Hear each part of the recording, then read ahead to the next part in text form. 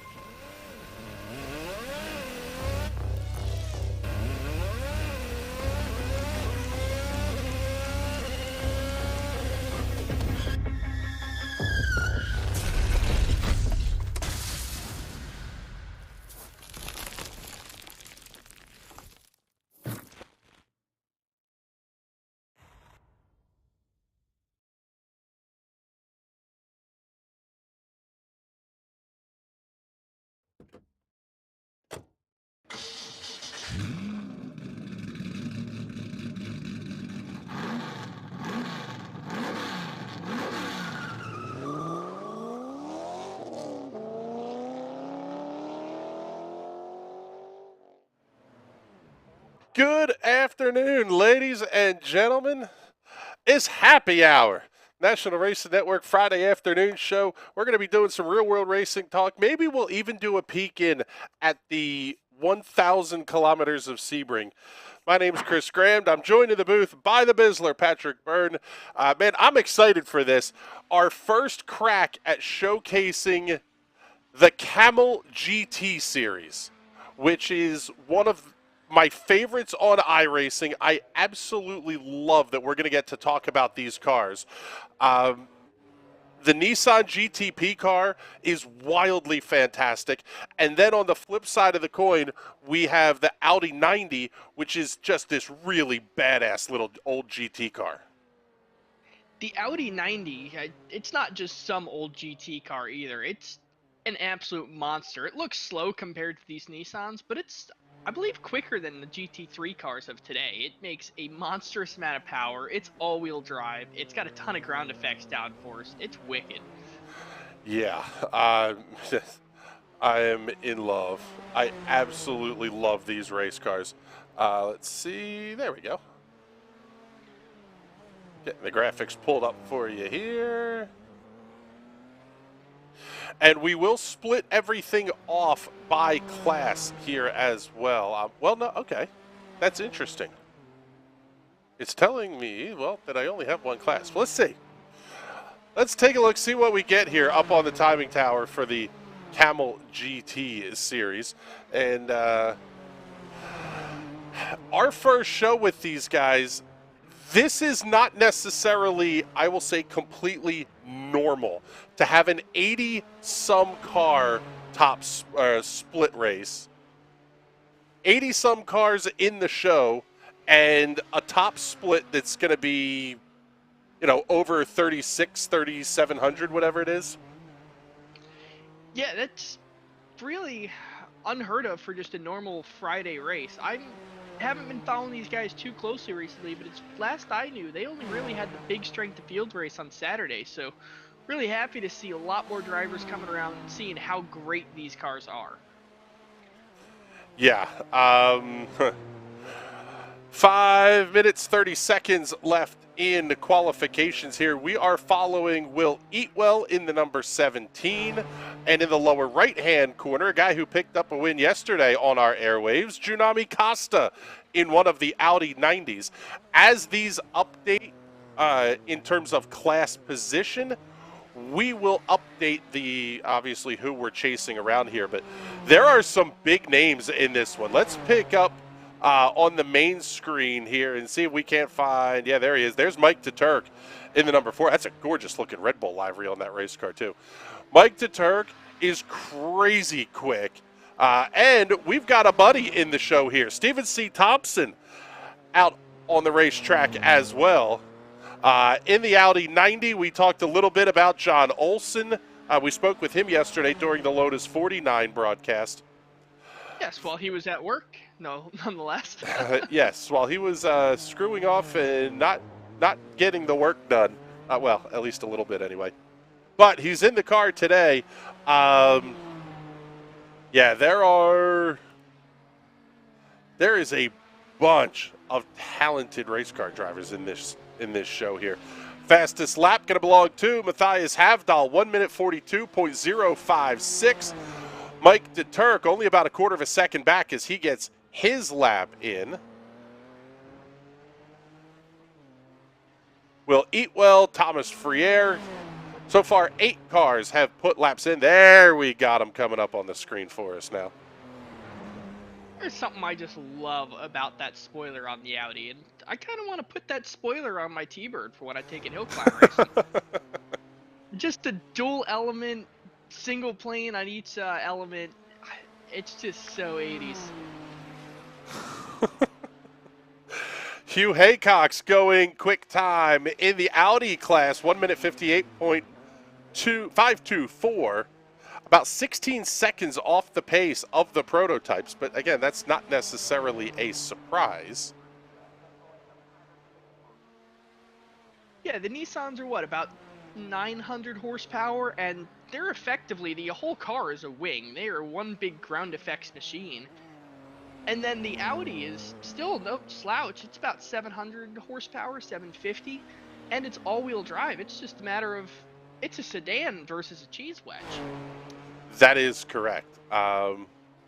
Let's see. I think we're actually going to do a quick reboot on the graphics here because I want to make sure we can split everything up appropriately by class here. So, yes, I believe this is the first multi-class race we've had with the new graphics.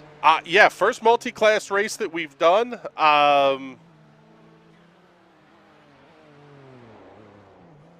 And it's, well, we're using the system that isn't necessarily ours. This is kind of the one that gets put out there by the fine folks at ATVO. So we're kind of giving their theme a beta test as well, because quite frankly, it's a lot of work to build a multi-class theme, and it's work that I just haven't gotten in yet. The number 8 of John Olson that we're following along with. GSRC banners on the front of that one. You can find the regular Strength of Field show every weekend over on GSRC. Make sure you take a look for them on the YouTubes.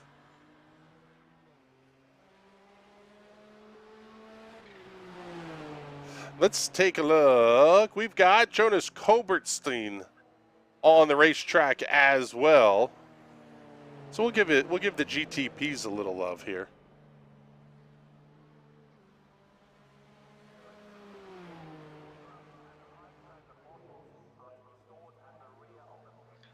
I just love these cars, and when I race the slot cars, GTP cars are my absolute favorite to go and run.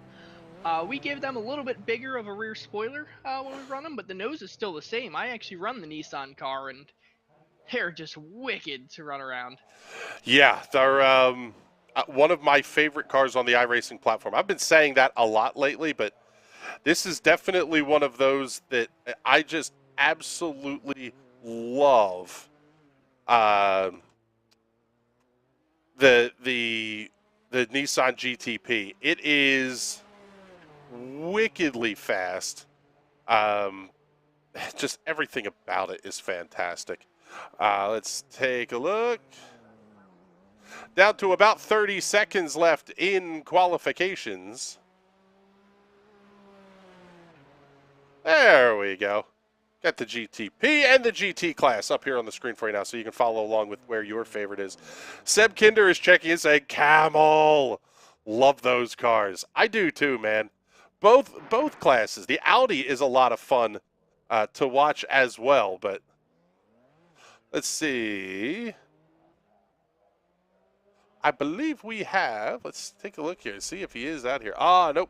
He's taking the access road. Juko Leskala, one of our multiple 6,000 iRating drivers, which is just absolutely insane.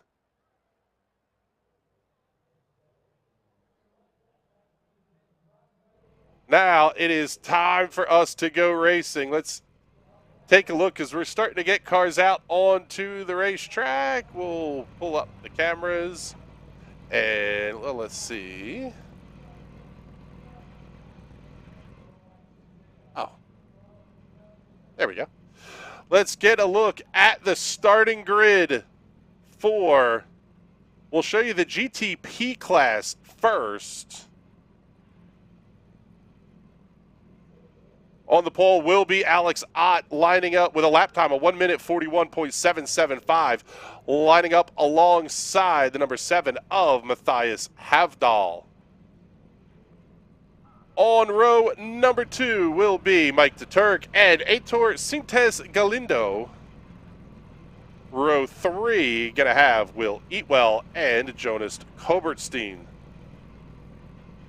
Richard Dibdahl and Ferran Grau on row number 3. Grau really quick in these cars, too. That's one of the names that I recognize from doing a tiny bit of research on this series before we got started, if you can believe that. Aaron Humphrey and Thomas Ferrer on row, let me see, I guess that's number 5. Row 6 will have Martin Krejcirk and Laust Olsen.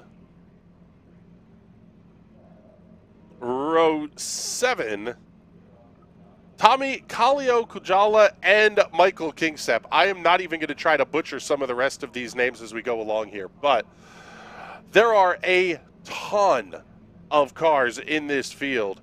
There's Stephen C. Thompson lining up alongside Jamie Pounder, the Rothmans Porsche. Just an iconic livery. Andy Lees and Joe Houghton. The field getting ready to roll off on their pace lap. That will round things out for the GTP class. Now let's fire up the GTs and show you the Audis where they're going to line up. Ovi Trengerid and Juko Leskala on row number 1, and only a third of a second separating those two cars. Hugh Haycox and Jose Delgado on row number 2. Row 3 going to have Javier Del Olmo and Franco Scuri. I like the Audi Sport livery on that machine. Some of these are just, quite frankly, fantastic paint schemes. The Roadrunner and Wile E. Coyote scheme on Junami Costa is beautiful. Arturas Kundels also on row number 4. Row 5 going to have Dennis Bermans and Ian Haycox. Row number 6, Doug Cloud and Andreas Schuster with Nissan paint scheme on the Audi. It works, I guess. Ralph Seipel and Armias Zelinskis. And then we'll run you through the rest of the field here because our prototype field is getting closer and closer to green. Out underneath the Advent Health Bridge down the back straightaway. Max Chambers, you got my favorite paint scheme of the race award already sewn up. Congratulations. There will be some High Life consumed today. And Jack David Spickett rounding out the field. I actually, when I run the Nissan, I do run that High Life scheme. It's such a wonderful scheme no matter what you throw it on. So we have the, let's see, you have the GTPs, and let's also pull up, we'll get you the side-by-side here so you can see where your favorite is. So the GTPs are out at the front. They are in the big box in the upper left-hand corner. Lower right-hand corner, we'll have the Audi 90s.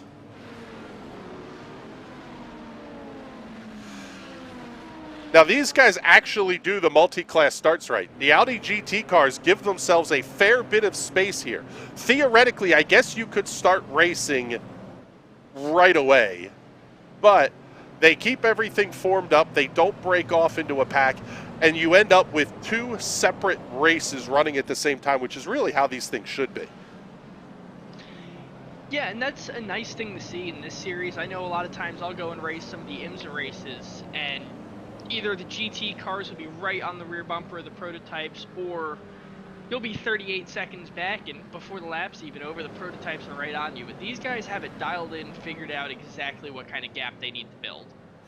Yeah, it's just enough that you're not being gutsy enough to think you can overtake a prototype or getting caught up in their carnage. And at the same time, you're not so far behind that you're getting yourself past, and lapped a lap and a half into the race. And right at the start, in the first couple of corners, the fastest Audis will be quicker than the slowest of the Nissans, especially the way the Audis just pull out of the corners so much harder. Yeah, spool up the turbos. Green flag in the air. We are underway. 40 minutes of Kamel GT action here from Sebring. Oh, what the hell? We got to do this once. Go ahead, crank it up.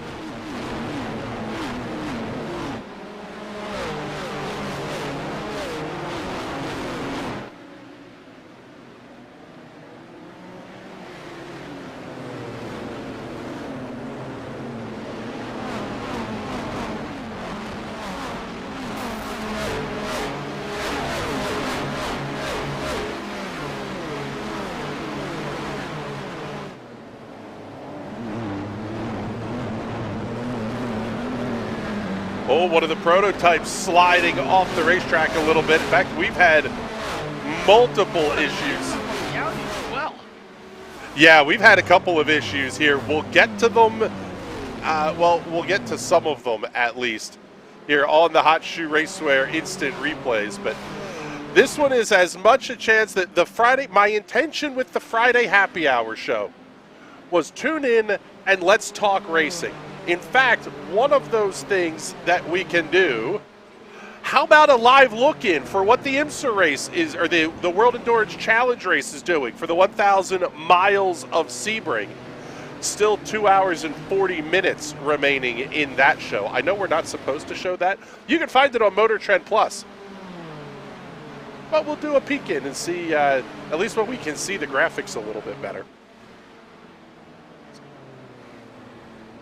Yeah, we've got old cars at Sebring, we've got new cars at Sebring, and then a Toyota leading the field at Sebring that's really an old car at this point. Yeah, an old... decade old, and they're still running it.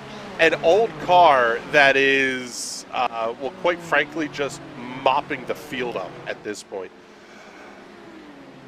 Alex Ott holding on to the lead. Seb Kinder saying, those sounds. I know, they're just, it's almost dirty.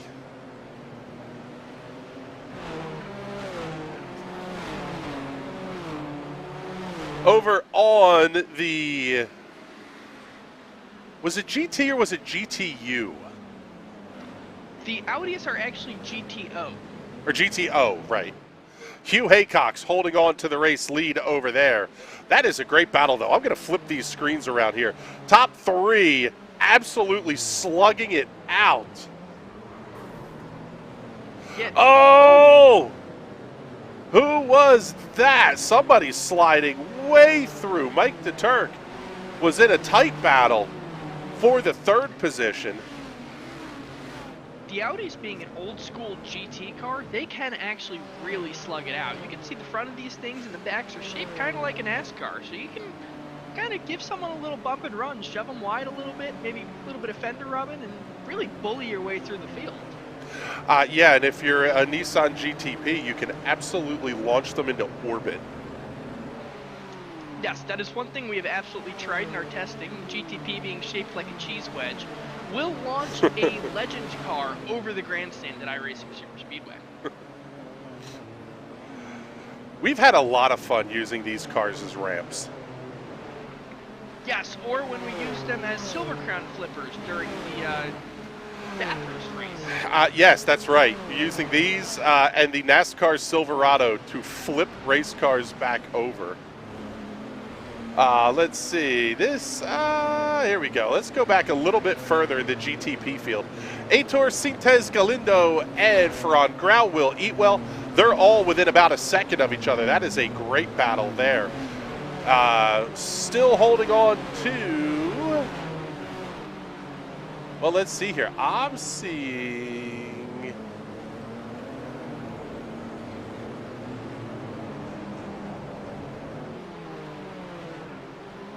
There we go. Let's pick up Ovi Trengerid, our race leader in the GTO class.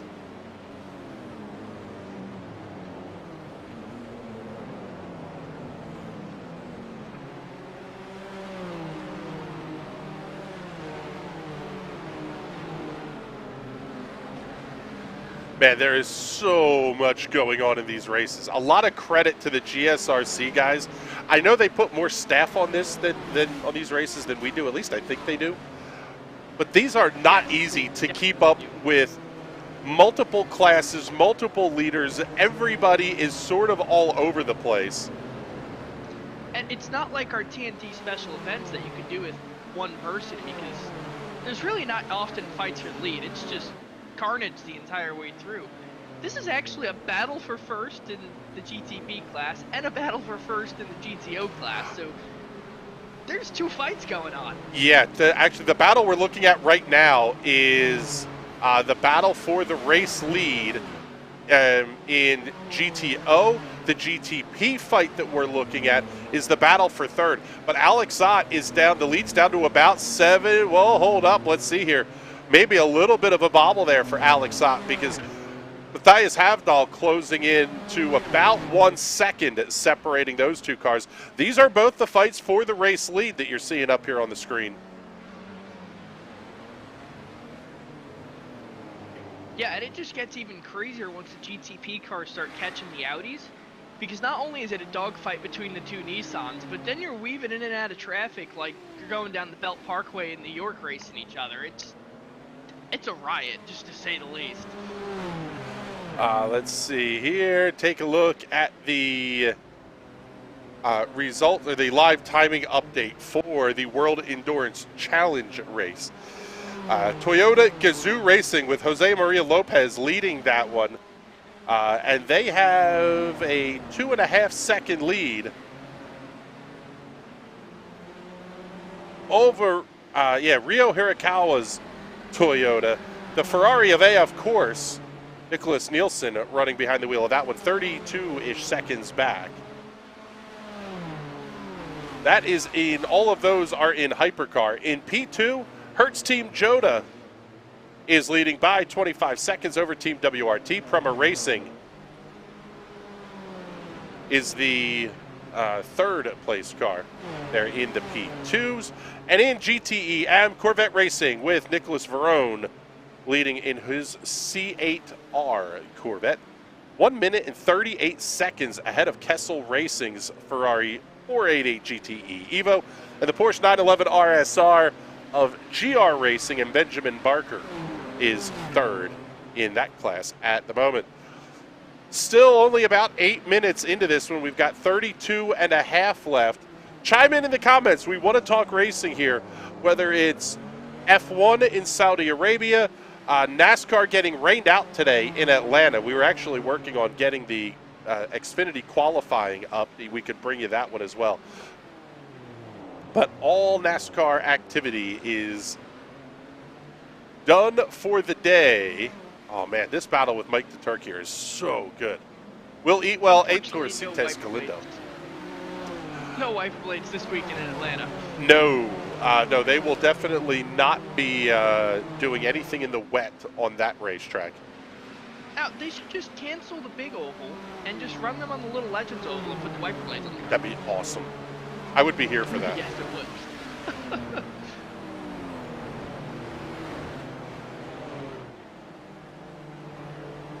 Top 5 in GTO are all nose to tail. They are currently 20th through 24th overall. But there's also this fight here. That's going to be Ralph Seipel, Yuri Gidson, Andreas Schuster, John Olsen. These cars are all nose to tail as well.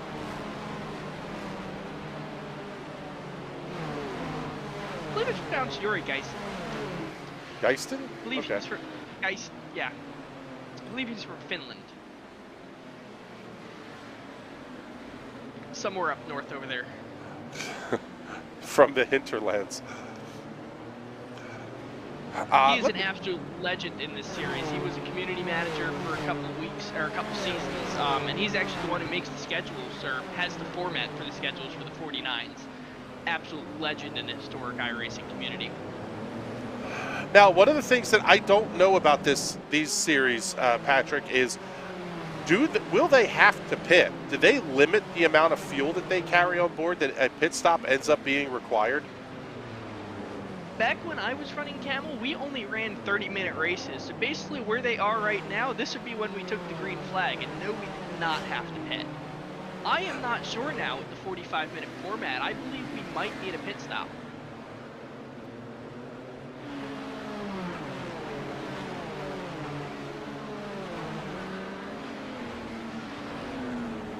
Let's see, I'm taking a look here. We've got a handful of cars on pit road.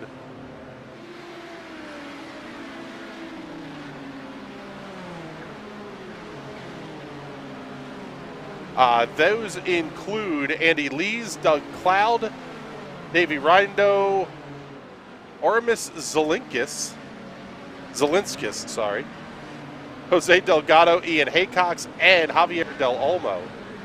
Del Olmo carried the number 3 plate in the GTP class into this race. Now we're starting to see, we're following along with Mike DeTurk here, and now the GTPs are really starting to work their way through the Audis. This is not necessarily the most difficult part. The hard part is when you get up to these guys that are battling for the lead in GTO. They could be side by side for half a lap in those cars, and the GTPs are kind of just stuck. Yeah, one thing that's nice about Sebring is there's a lot of places where you could take an off-track and even a cutting the course penalty, where it just gives you a slowdown. So you can blow by all of the Audis on the outside, get way past them, and then take the slowdown rather than being stuck behind them.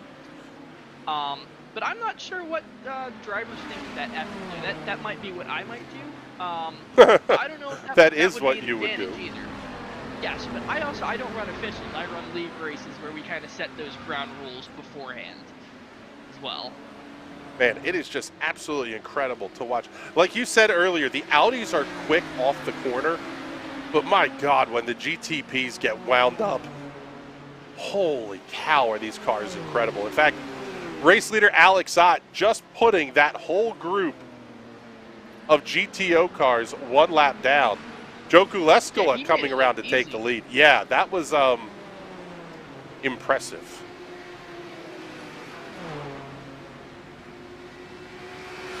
So I just asked our buddy Joe Varble, who has been practicing for Kamel, if they need a pit stop. In the 40-minute races, they do not need a pit stop. He said you probably need him in the 60-minute races, but due to him being slow, he found that as to be an excellent way to save fuel. Just be slow and you will save enough fuel. That sounds about right. I believe that's the Chris Graham strategy, no? Yes, that is exactly what my strategy is. Let's bring up the World Endurance Championship here. They're currently following the P2 class, now showing your leaderboard in hypercar as well. God, this is such a good battle in the GTOs. There are so many things to look at today.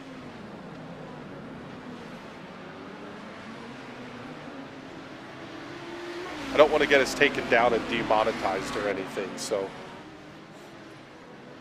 we're not going to leave it up for too long.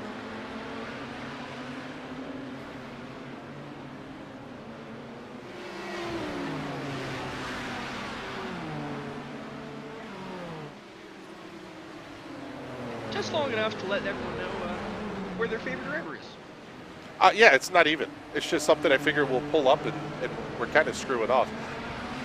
We were discussing in the pre-race about the Cadillacs running in the P2 category for the WEC race. And are those the same cars that will run tomorrow in the 12 hours of Sebring? And the answer is I don't know, but I don't think so.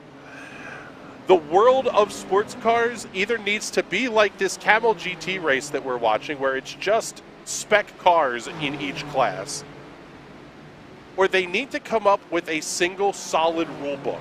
I know that's so anti-sports car to say, but that's really kind of what needs to happen. Yes, back in the 80s when they were running Group C and then the GTP cars, that made sense. But today it's such an interconnected world where fans from America are able to get on the internet and watch the races over in Europe, or everyone in Europe is able to tune in and watch our races over here in America. So I would think a single unified rulebook between both series would make it easier for fans all across the globe to understand which car is in which class and who's racing who. Yeah, I kind of feel like you want to be able to run these kind of same cars, whether it's at Le Mans or Daytona and Sebring. How incredible would it be to have basically 100 cars on the grid at Daytona? Just find a way. I mean, you talked about it. Use the backstretch between Lake Lloyd and the racetrack as an extra pit area or something. But let's put a monstrous amount of cars out there on Daytona. I think it would be fantastic. Every time I go to Daytona 24 and I'm sitting there in the infield, it does feel like a constant stream of cars, but it does feel like you could fit 3 or 4 times the amount of cars around track before it would get too crowded, especially with how big the oval portion of the track is. I don't feel like 100 cars would be an issue. I feel like once you start getting in 120, 130 car range, it might get a little excessive. But that's almost a 4-mile circuit. It's a 3.5-mile track. And being from New York, I know you could fit about 700 cars in a 3.5-mile stretch of road. Yes, I think that might be a little extreme, but... It would, but you can get 100 cars at race pace around a 3.5-mile racetrack.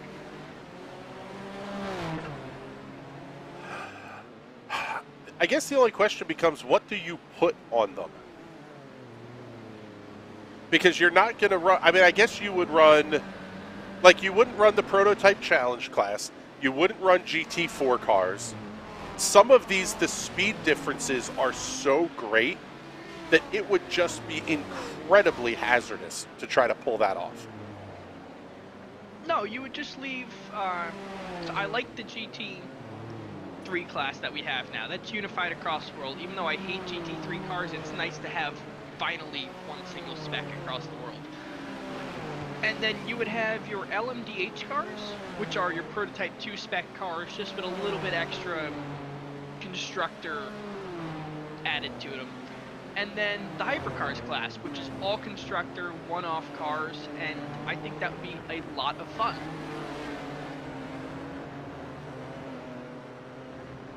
It would be interesting. I can just imagine the frustration of those hypercar teams when the dentist class puts us under caution for the 800th time. Oh, and of course, that's exactly what would happen, but welcome to racing in America, buddy. We're on small tracks, and, there's not a lot of runoff. There's lots of places to crash cars, and it's hectic. Our Over here in the dentists... States, we have a short attention span. We like seeing carnage. Our dentists and drug dealers will have a field day. On the racetrack, bottom right-hand corner, we're following Aitor Sintes Galindo and Aaron Humphrey. That is the battle for 5th in GTP. The battle we are following in GTO is Junami Costa and Hugh Haycox. They are battling for the 4th position in GTO. Still a minute and a half away from the halfway point of this race.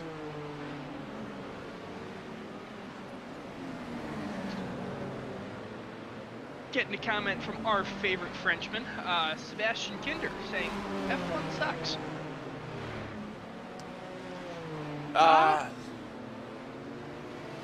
Yeah. I don't totally agree, but I definitely don't disagree.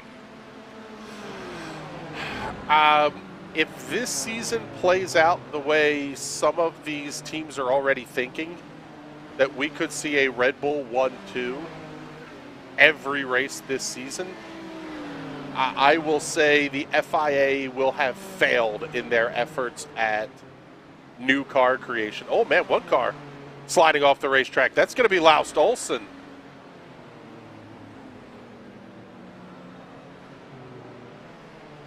Yeah, but on the flip side, it kind of makes my heart a little warm to see Mercedes failing so terribly. Yeah, this season kind of feels like you're going back to like 88, 89, 90, 91, where McLaren was all dominant. The MP44, when you had Senna and Prost in those cars, it was just utterly dominant. I think they took every pole for something like 16 or 17 straight races across 2 seasons. It was just absolute decimation. The good old days weren't necessarily good. I'll say it that way. But speaking of domination, let's run you through here. I'm going to flip the screens back over. We'll run you through the top 5 in each class as they work their way around. And let's take a look here at... There we go. Pick up Alex Ott, your race leader. Having a fantastic race thus far. Currently leading by about 8 seconds over Matthias Havdahl. And Ott has done it from the pole position. There's a look at Havdahl making his way through Sunset Bend.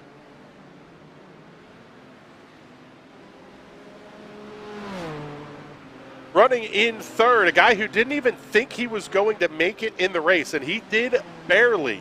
The number 38 of Ferran Grau. Current lap of, the last lap, 1 minute 44.390. Only about a half second off of his fastest lap of the race. Running in the 4th position is Michael de Turk in that beautiful looking Red Bull livery machine that we talked about during qualifications. And the top 5, rounding out the top 5 in this one, will be Heitor Sintes Galindo. Sorry if I'm butchering everybody's names here. Taking a look at the GTO class. Please direct all comments and hate mail to broadcast at nationalracingnetwork.com. Yes, to Bizzle at nationalracingnetwork.com. I finally got my first hate mail today. Yes, you did. Thanks, Gary. Yoku Leskala leading 158.301 for the last lap for your leader in the GTO class. Pulling away just a little bit. The gaps could be about 1.5 seconds from Ovi Trengarid running in the 2nd position. That's a throwback livery, an old BASF livery. I like that one on Ovi Trengarid's machine. Running in the 3rd position, Arturas Kundalis. He's having a pretty good day. He was in that big battle we had at the front that was going on for quite a while. In the 4th position in class is going to be Hugh Haycox. And running in 5th, just about 0.8 of a second back, will be the Roadrunner and Wile E. Coyote. Acme-sponsored branding on the windscreen there for Junami Costa. That's beautiful. Let's take a look and find the best battle in class here. And this is going to be John Olsen fighting with Jack David Spickett. Over on, let's see, actually, let's do this.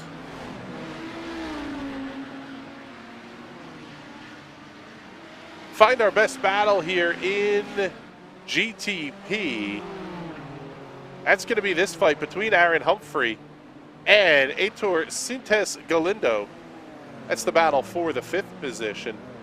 Over on the GTO side, it is going to be that fight with John Olsen, so we'll bring that one back up in the side-by-side box. Now down just inside of 16 minutes remaining. Seb Kinder saying it's become bland, not interesting. Speaking of F1, probably because Kimi retired, I lost interest.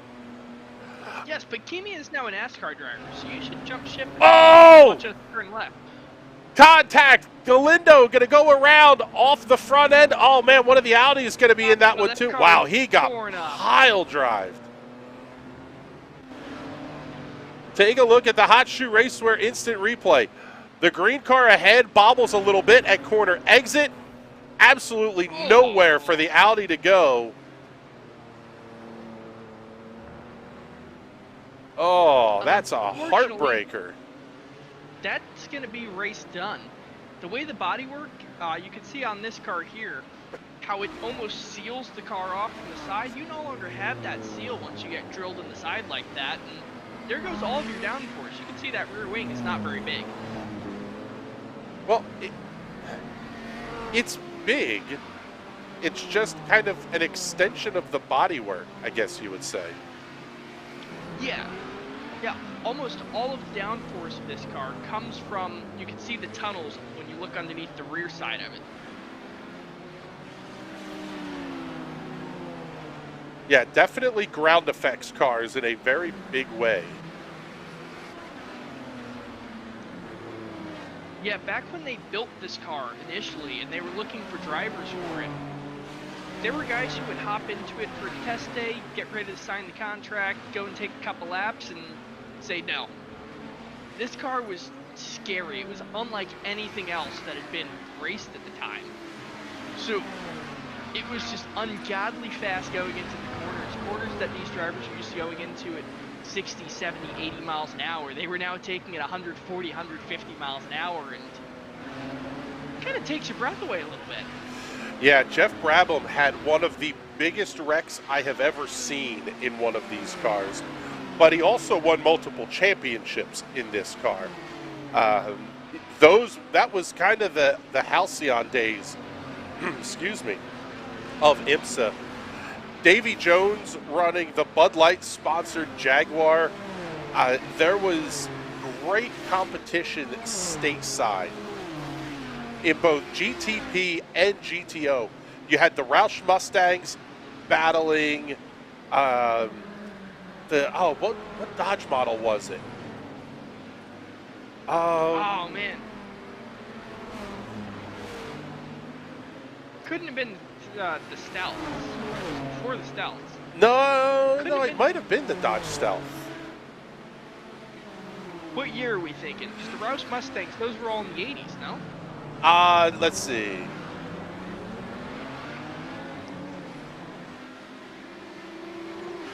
Could have been the Dodge Omnis. Could be. Let's see. Here we go. The GTO winning car was a True Car Roush. So it was a Ford.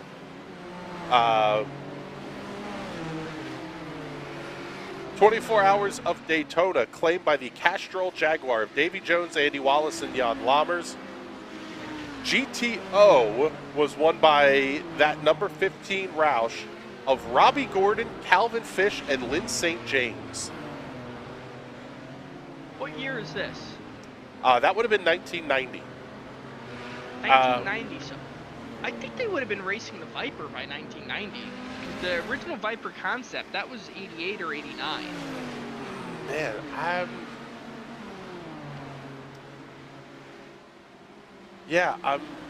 let's see. It was a Mercury Cougar XR7 that won in GTO. Oh yes, that Folgers freaking wonderful Cougar. Yes, it eventually became a Ford 6-liter V8 NA. I believe that may have been the Mustang. But my God, the variety in cars. A Mercury Capri ran in the GTO class. A Mazda RX-7 ran in GTU. Well, you got to remember, the Mercury Capri is just a Fox body Mustang. Correct. Just got a fancy nose on it. And Capri owners will brag to you all the time that they have a luxury Fox body. It's the same car. Yes, it is. Yeah, the Indy Lights were running Spice chassis, Argo chassis. GTU had a Pontiac Fiero and a Chevy Camaro. Now, did the Fiero make it more than 5 laps? It DNF'd after 469 laps. Nice.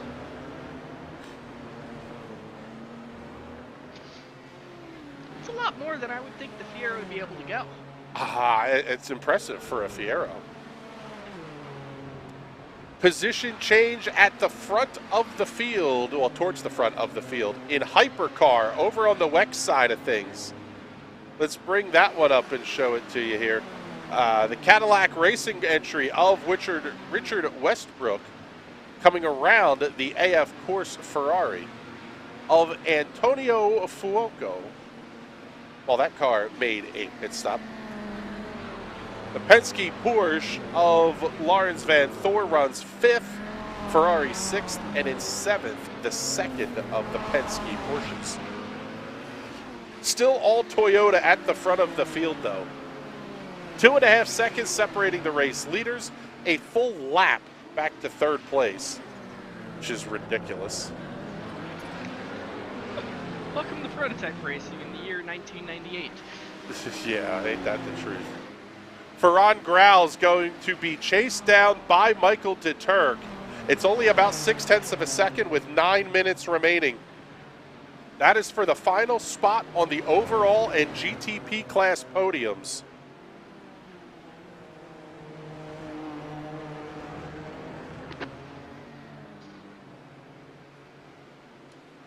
Let's see. Oh, I think the battle for the lead in GTO is going to be heating up as well here.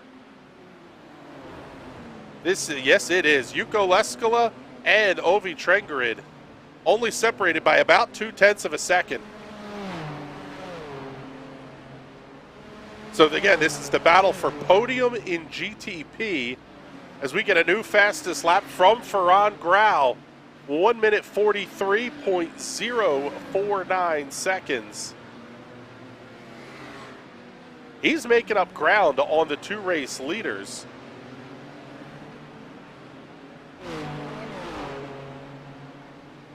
The gap right now between 1st and 2nd sitting at about 4.6 seconds. Flip the boxes over. Battle for the race lead in GTO into 1. That is not a part of the track you want to be side by side. You definitely don't want a GTP behind you there. I was just going to say, the GTP behind you does not make this fun whatsoever. Nice pass, though, by Trengarid to come around Leskola. And they're going to have one of the Nissan Live Reach GTPs screaming around on the outside.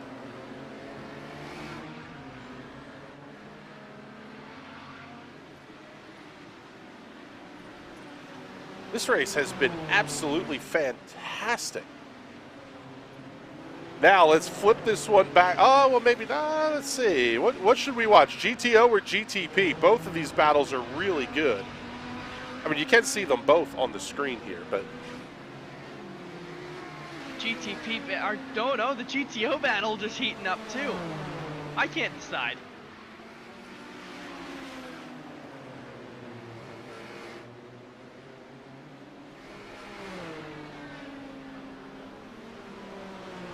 Six minutes and 40 seconds remaining, and the gap is down to 3.8 seconds even between Alex Ott and Matthias Havdahl.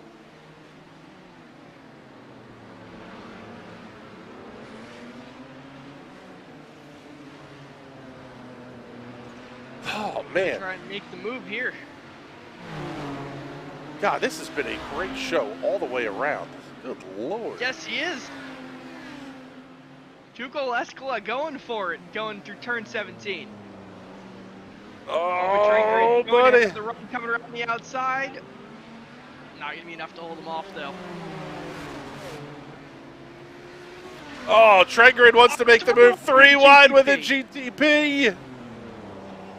Trenger had wisely backed out of that one. That had the potential to be an absolute mess. I was gonna say, you took the words right out of my mouth. Wise is about the best thing you can use to describe that maneuver. Just back off, no need to wreck it all here. Yeah, discretion is the better part of valor with 5.5 minutes still left in the race. That's not much time though. When you think about it, that's only 3-4 laps left. Yeah, with the race leader running lap times of about 1:43, you're talking about 3 laps to go. As he just came across to put lap 21 on the board.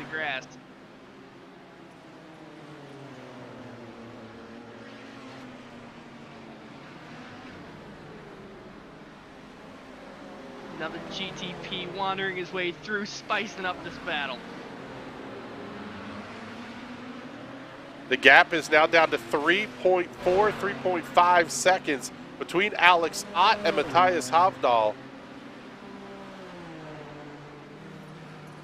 Hugh Haycock's coming to make this a 3-way fight for the lead. Yeah. That's what's going to happen when you start battling, especially when Leskala has to get almost off track a little bit. It definitely is a 3-car fight for position now. Oh, but Trenger had getting the car a little bit squirrely coming out of there down the run to the straightaway. Martin Krajcik and Thomas Friere only about a half second apart. That's the fight for 6th in GTP.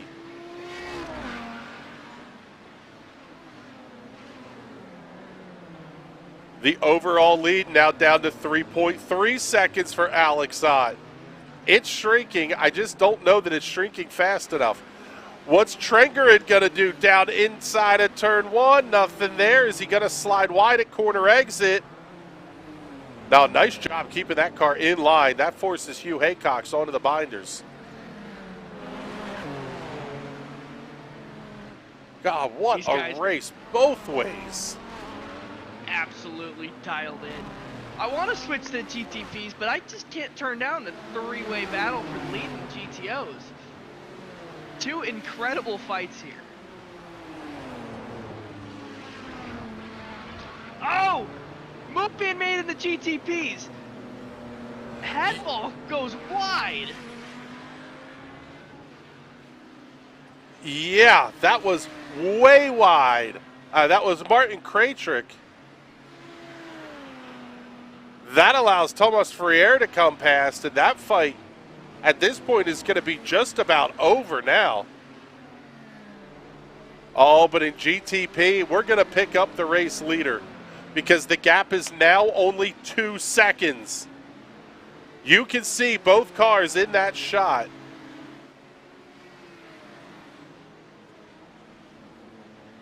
And even things like where a GTP catches you in the GTO class can have a big impact on the outcome of this race.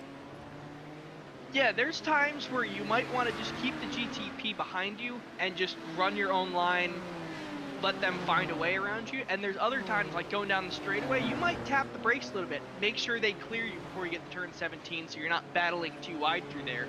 And that's what makes a lot of these guys great multi-class races, just knowing when to give and when to take. Call the battle, 10 car lengths at the start-finish line for Jukka Leskala over Ovi Trengrid and Hugh Haycock. 3.2 seconds and falling for Alex Ott. But with 1:43 left on the clock right now, this is either going to be the last lap of the race or they're going to be coming to the 1 to go. I would imagine Alex Ott has the apps up. He knows where he's got to be timeline-wise. You want to going for the move on train grid. I wouldn't make it there. Oh, man. Oh, man. And this is huge for these GTO guys because they don't know if it's going to be the last lap of the race. Yeah, you have to fight these last couple of laps like it's going to be the last lap. Trengrid runs wide. Haycock has to get on the brakes to avoid running into him. Oh, my goodness. This battle starting to fizzle out just slightly.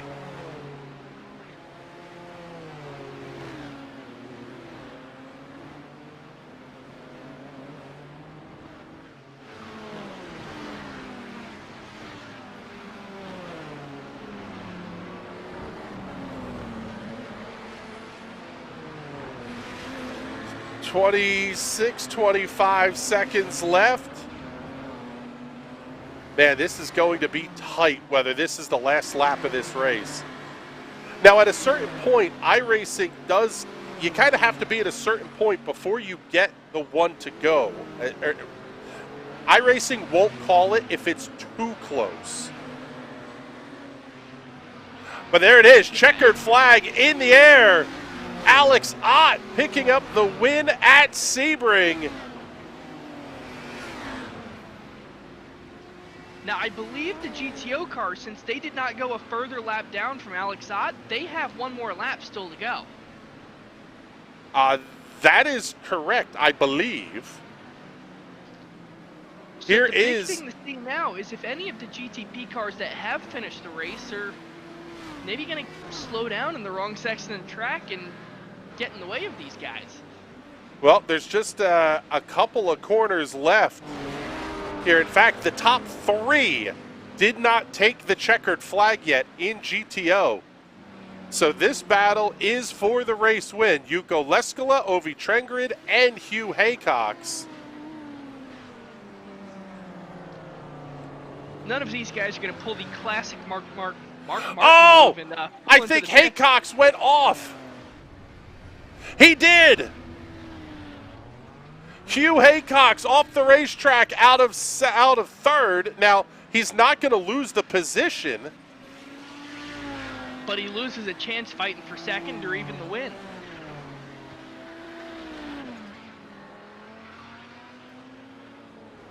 Oh, big trouble for one of the Ferraris in the WEC race as well. But first, let's talk about this one to the end.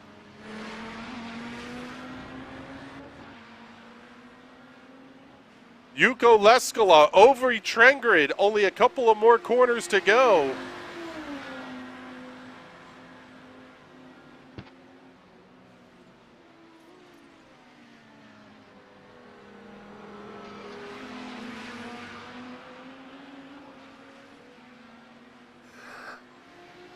Checkered flag in the air, and Yuko Leskola picking up the win in GTO.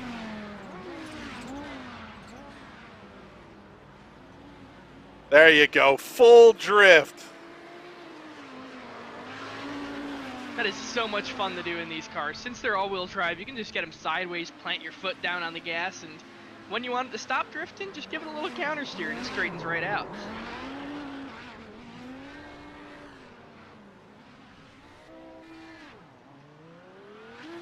Oh, what a race. Yuko Leskola picking up the win in GTO. Alex Ott picking up the win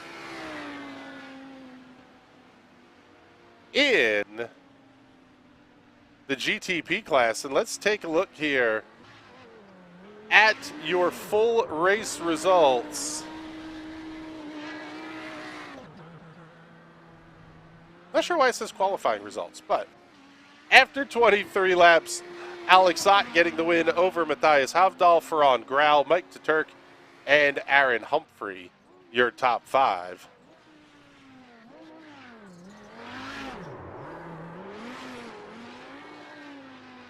I absolutely love that we're doing this race here, that we're going to see a total of 2 Americans on this list. At least as it stands right now, anyway. So it looks like 14th is going to be Joe Halton, 15th to Will Eatwell, 16th, Jamie Pounder.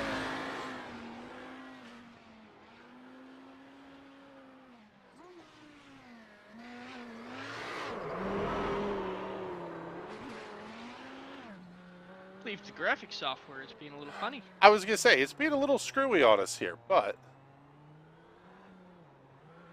take a look at your GTO results.